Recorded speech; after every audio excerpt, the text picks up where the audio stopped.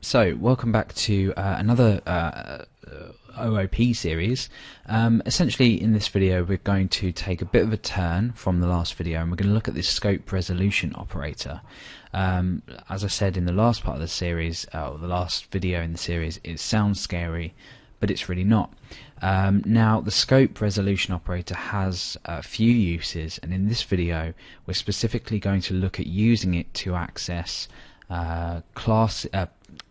properties or methods within a class that we've overridden when we extend that particular class. And we're going to switch things around a bit in this code that we have now. So we have two construct methods, one in the parent class, or the main class here, this product, and then one in the extend class. We've already got this construct here, but we'll modify this very slightly. So I'll explain the modification carefully so it makes sense. When we instantiate a product, we want to pass it a type because it's a generic product type, and we may want to pass it, say, a price. So what I'm going to do is I'm going to create a new property here, and I'm going to call this price. And then I'm going to essentially just copy this method here, and it's going to be get product price, and here price. Okay, so we're returning the price using this method. Now in Book, instead of our constructor taking a type, we want our constructor to take the amount of pages that this book has. We'll stick with the ISBN. So we want this book to take the ISBN. It wouldn't make sense allowing the product to take the ISBN because we don't know what kind of product it is. So here I'm going to say ISBN. Okay, and I'm going to remove this set to product ISBN because our constructor does that for us now. So we've got the code as it stands. Let's go ahead and start again with our instantiation and everything, just so we're extremely clear on this. Then we'll look at this scope resolution operator. So I'm going to say book equals new book. Now in here, what do I need to place? Well, within the book class that we've extended from product, we've got our constructor that takes in this ISBN. So you'd think that we could go ahead and say 1, 2, 3, 4, 5, 6, 7, 8, 9. 9. You might also think, well, actually, we didn't create our constructor in here. So if we did have a constructor in here, what would we be setting? Well, we'd be setting the type and the price. So here we could say this type equals type, and we'll copy and paste that, and this price equals price. So let's start from the beginning. We'll create a new product, and we'll pass it a type. So I'll say book, and we'll pass it a price. I'll say $8.99. So now what we can do is with book, we can say book, and let's take a look at some of the methods we've got here. Get product price, for example. So if we say get product price, we can go ahead and echo this out and over to our browser, and we've got the value $8.99. So we know that this works. Now what happens if we want to go ahead and take advantage of our extended class? So we want to say new book. What do we pass here? Well, we know that book has a constructor which takes the ISBN, and we know product takes type and price.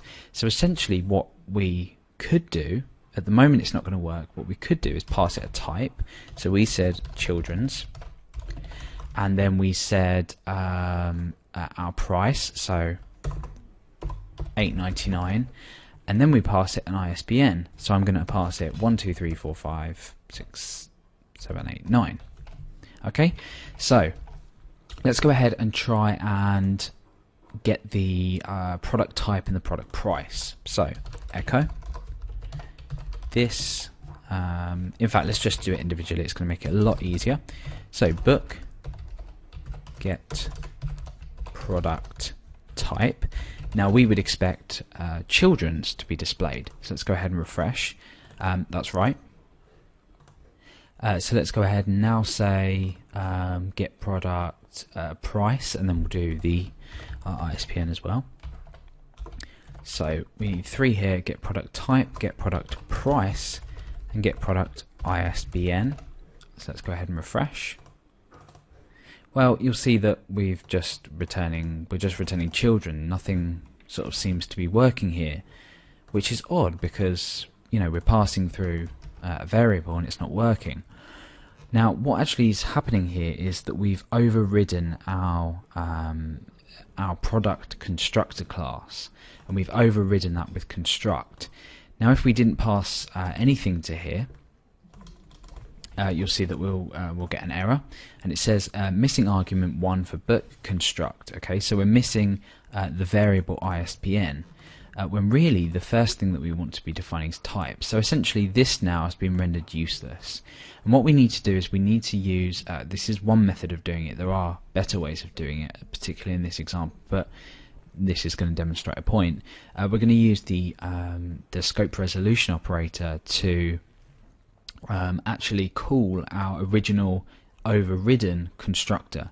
Now, this doesn't just have to be with constructors. This can be with properties. It can be with methods. So if you're defining, say, constant properties, which we'll look at later, they pretty much look like this.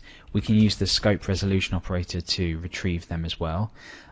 Also, if these are public, we can use the scope resolution operator outside of a class as well. But we'll look at that in just a moment. So what we want to do now is we want to, when we construct this book, well, what do we want to do? We want to actually run our constructor from our parent class. So what we can do is we can use the scope resolution operator. So I'm going to do it this way first. I'm going to say product, and it's 2 colons. Okay.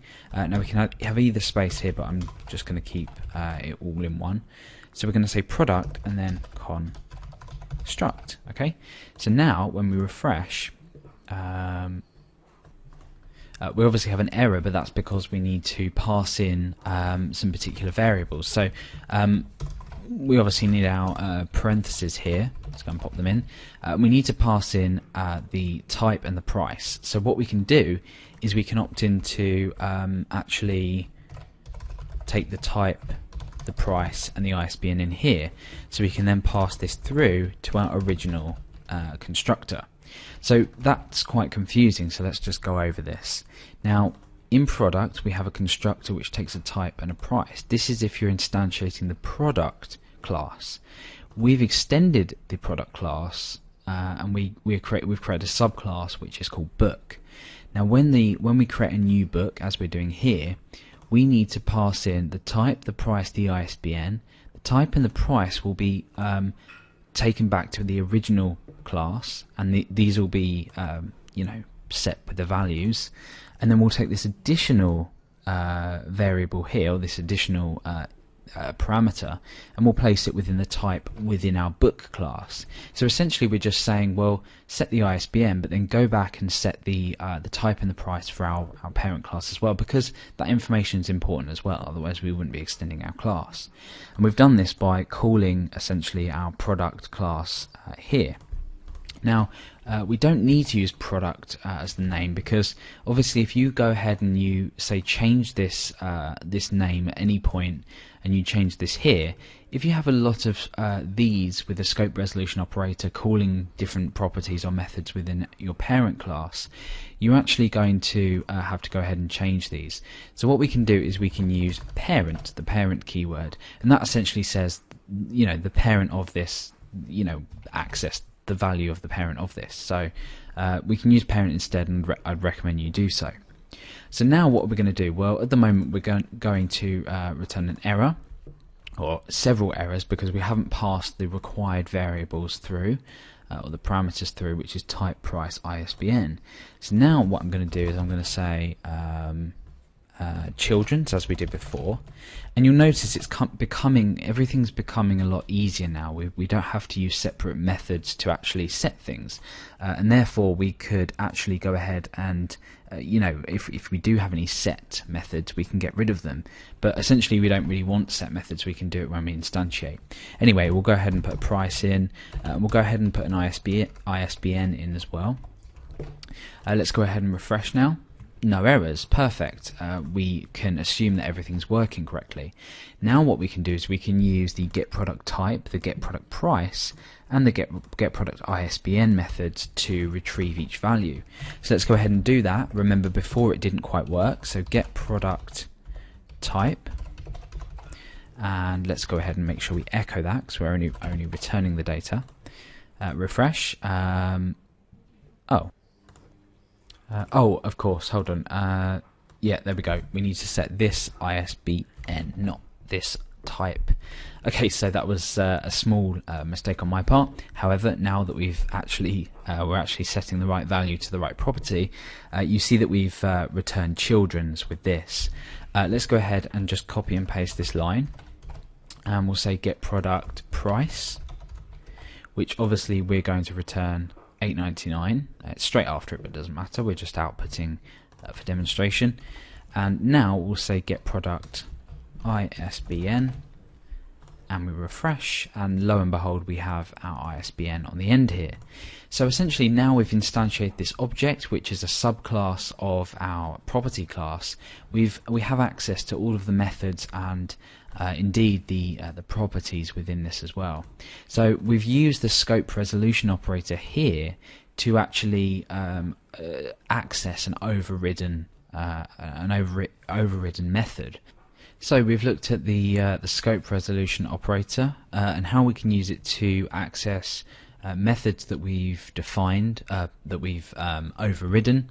Try it with properties, try it with other methods, not just the construct method, and this is the main use of it in terms of what we're doing here. So make sure you understand that.